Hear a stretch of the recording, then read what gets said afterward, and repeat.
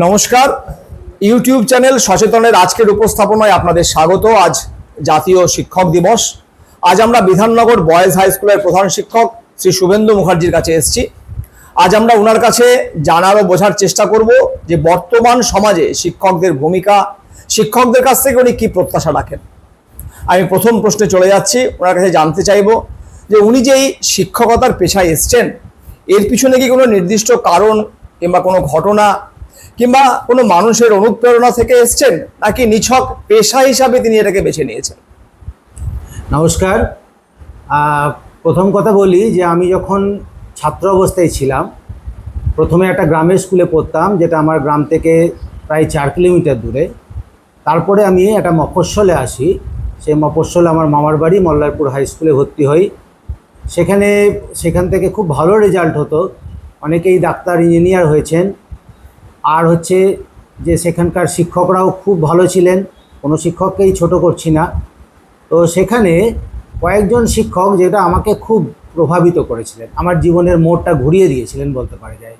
যে গ্রামের যে পড়াশোনা না করা বাউন্ডুলে ছেলে ছিলাম, সেখানে আমাকে একটা পরিবর্তন করার জন্য ওই শিক্ষক মহাশয়দের অবদান মানে আমি যদি স্বীকার না করি তাহলে হচ্ছে যে আমি অকৃতজ্ঞ হব। তো সেই স্যার বলি যে সেখানে একটা অবনী স্যার ছিলেন, অবনীবাবু। তো উনি অঙ্ক এবং ফিজিক্স পড়াতেন। তো ওনার কোয়ালিফিকেশান মাস্টার ডিগ্রি ছিল না, কিন্তু অনেক উচ্চশিক্ষিত মাস্টার ডিগ্রি টিচারের থেকেও অনেক ভালো পড়াতেন। এবং বলতেন ক্লাসে যে আমি যেভাবে পড়াবো সেখানটাতে কোনো টিউশন দরকার হবে না, শুধু বাড়িতে একবার দেখলেই হয়ে যাবে। ফিজিক্সের মতো দুরূহ বিষয় এত প্রাঞ্জলভাবে পড়াতেন যে আমার কাছে তার ব্যক্তিত্ব, তার পড়ানো পুরোটাই একটা ছাপ ফেলেছিল। এবং মনে হয়েছিল যে কখনো যদি আমি শিক্ষকতা হিসেবে পেশাটাকে বেছে নিই তাহলে আমি ওই অবনী স্যারের মতনই পড়াবো। তো সেটা একটা অনুপ্রেরণা ছিল। পরবর্তীকালে আমি যখন শিক্ষকতা করি এবং আজও যখন চক নিয়ে আমি ক্লাসরুমে যাই, তখন কিন্তু সেই স্যারের দেখানো পথ ধরেই আমি এগিয়ে যাই। এবং তার জন্যে যতটুকু ভালোবাসা ছাত্রদের কাছ থেকে পেয়েছি তার কৃতজ্ঞতা ওই আমার এই মাস্টারমশাইকেই দিতে চাই। তো আপনি এই অবনী স্যারের কথা বললেন, মানে একজন আপনাকে অনুপ্রাণিত করেছে এবং তাকে আপনি আজও মনে রেখেছেন। তো আজকের যে ছাত্র সমাজ, তারা কি এই যে টিচারদের প্রতি যে আবেগতাড়িত হয়ে পড়া, যে ভালোবাসার জায়গাটা আজও তাদের কথা স্মরণে রাখা, আজকের ছাত্র সমাজের মধ্যে কি আপনি সেটা পান?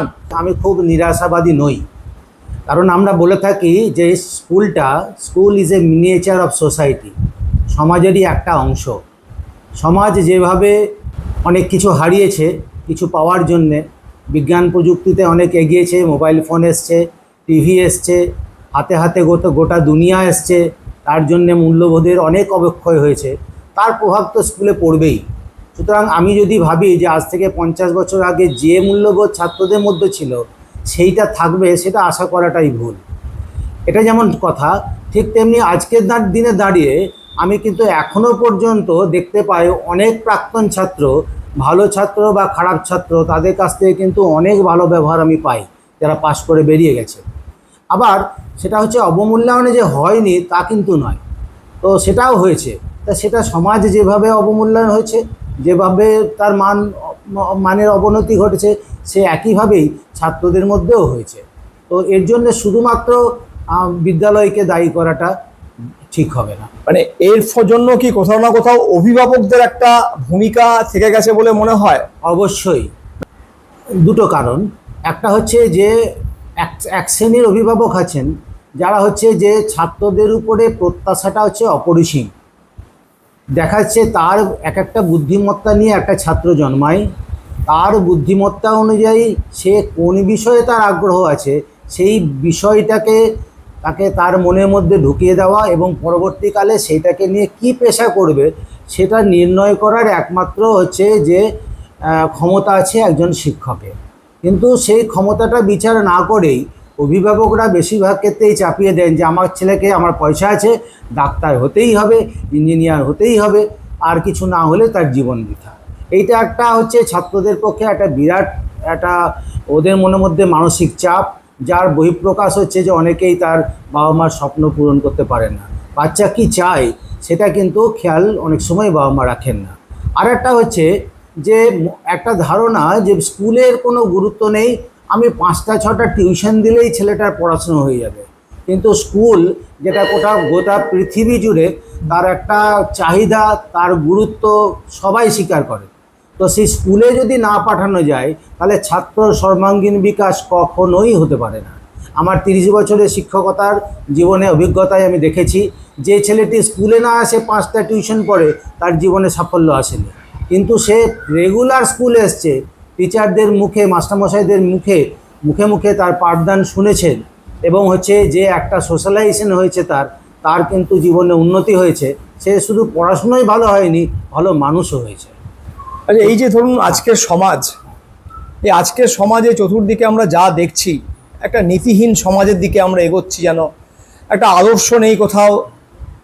এর জন্য যেহেতু শিক্ষকরা, শিক্ষা হচ্ছে জাতির মেরুদণ্ড, আর শিক্ষকরা শিক্ষা দান করেন, তো সেখানে এর দায় কি কোথাও না কোথাও শিক্ষকদের উপরে বর্তায় না? হ্যাঁ, এটাকে আমি একটু অন্যভাবে বলি। সেটা আমি একটু আগে বললাম যে সমাজের সামগ্রিক অবমূল্যায়ন হয়েছে, মানের অবনতি হয়েছে, তার প্রভাবটা স্কুলেও আছে। সেই জন্যে আমরা যারা শিক্ষক, তাদের দায়িত্বটা বেশি করে আসে যে শুধুমাত্র শিক্ষাদান করলেই হবে না, ভালো মানুষ করতে হবে। একজন ভালো পড়াশুনোয় ভালো হলেই যে ভালো মানুষ হবে তার কোনো মানে নেই। সে তো পুরোপুরি উদাহরণ আছে, অনেক উদাহরণ আছে যে পড়াশোনা কম করেও অনেক ভালো মানুষ মানে যে সমাজের কাজে লাগবে, যে অন্যের সুখে দাঁড়াতে পারবে, যে সৎভাবে নিষ্ঠাভাবে জীবনযাপন করতে পারবে, সেই ভালো মানুষ। তো সেই ভালো মানুষ করার জন্যে যেহেতু একটা নীতিহীনতা চলছে, সেখানে আমাদের শিক্ষকদেরও একটা দায়িত্ব থেকে থাকে যে আমরা পাঠদানের সঙ্গে সঙ্গে নীতি শিক্ষাটাও দেওয়া কর্তব্য, যে কোনটা করা উচিত কোনটা করা উচিত নয়।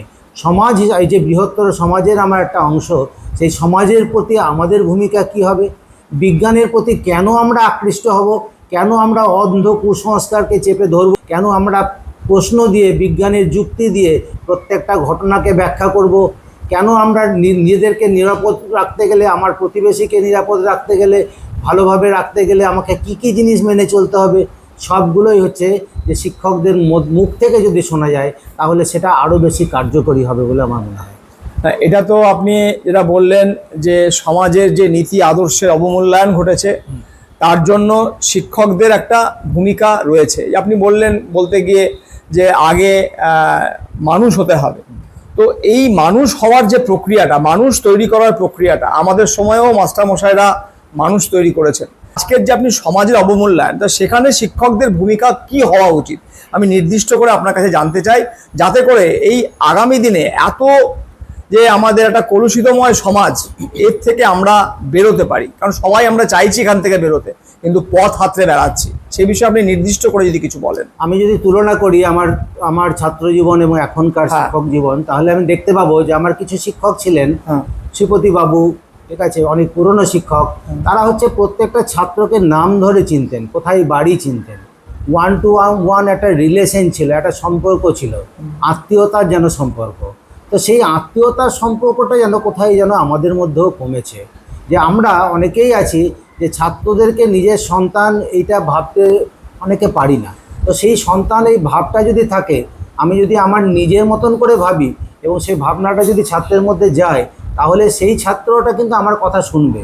তো আমার কথাটা শুনবে, কোন কথাটা না, কোনটা ভালো কোনটা খারাপ, এই পার্থক্য করাটা। তাহলে প্রথম দরকার সেটা ছেলেদেরকে, ছাত্রদেরকে, ছেলেমেয়েদেরকে নিজের বলে ভাবা এবং তাদের সাথে একটা মানসিক যোগসাযোগ তৈরি করা, যে তাদের সুখ দুঃখে ব্যক্তিগত জীবনে যদি আমি যুক্ত হয়ে যাই। আমাদের স্কুলেও আছে যে আমাদের কেউ মাথা ফাটিয়েছে, দল করে রক্ত পড়ছে, আমি আমার ম্যাডামকে, স্যারকে, অনেককে দেখেছি সঙ্গে সঙ্গে তার শুশ্রূষা করা, তার চোখে মুখে জল দেওয়া, সঙ্গে সঙ্গে বাইকে করে হসপিটাল নিয়ে যাওয়া।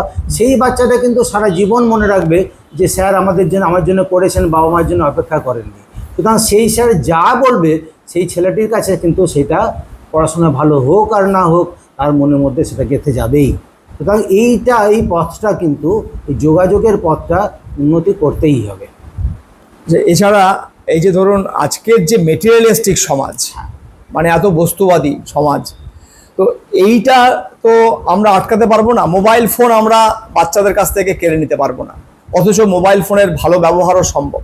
তো এই বিষয়গুলো নিয়েও তো আমার মনে হয় সচেতনতা বাচ্চাদের মধ্যে তৈরি করা, কিংবা নীতি শিক্ষার যে জায়গাটা আমাদের সময় ছিল, একটা মোরাল সায়েন্স বলে একটা চ্যাপ্টার ছিল, এখন সেগুলোর অদৃশ্য হয়ে গেছে।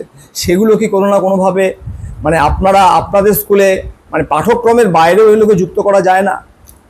হ্যাঁ, সেটা হচ্ছে যে নিয়মিত সেই ইনস্ট্রাকশন আমি আমাদের টিচারদের, মাস্টারমশাইদেরকে দিয়ে থাকি, যেটা হচ্ছে যে যে বস্তুবাদের বাইরে যে একটা মানসিক বিকাশ, যে যে জিনিসগুলোকে কি হচ্ছে যে যে ভ্যালুজ, যে মূল্যবোধ, যে ব্যাপারটা যা মূল্যবোধকে জাগায়, ঠিক আছে, তো সেইটা শিক্ষকরা যেন ছাত্রদেরকে বলেন পড়াশোনার ফাঁকে।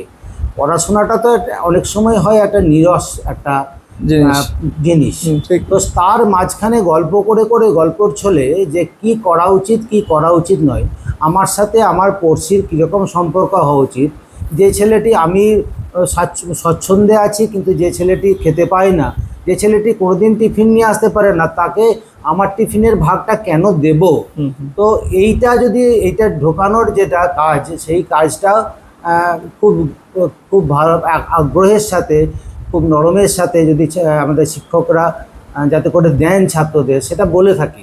মোরাল সায়েন্স বলতে ওই পড়ার, যদি বলি যে নীতি শিক্ষা, তাহলে নীতি শিক্ষাটা সেই আবার সেই নীরস একটা পড়াশুনো হয়ে যাবে।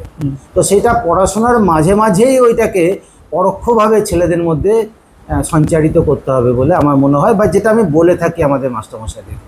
তার মানে আপনি নির্দিষ্ট করে দুটো বিষয়ের কথা বললেন, এক হচ্ছে নীতি শিক্ষা পড়াশোনার মধ্যে করে দিতে হবে, এবং ছাত্রদেরকে সঙ্গে একটা আত্মিক সম্পর্ক। একদম। আপনি নিশ্চয়ই এই দুটো কথাই আপনার শিক্ষক মহলের উদ্দেশ্যে আপনি যদি কিছু বলেন, যে শিক্ষক মহলের উদ্দেশ্যে আপনার কিছু বার্তা, যেটা আপনি প্রত্যাশা করেন যেটা আগামী দিনটাকে একটা সুশৃঙ্খল করবে। একদম, যে একটা আমি বলে থাকি যে শিক্ষকের সাথে একটি ছাত্রের সম্পর্কটা হচ্ছে আজীবন।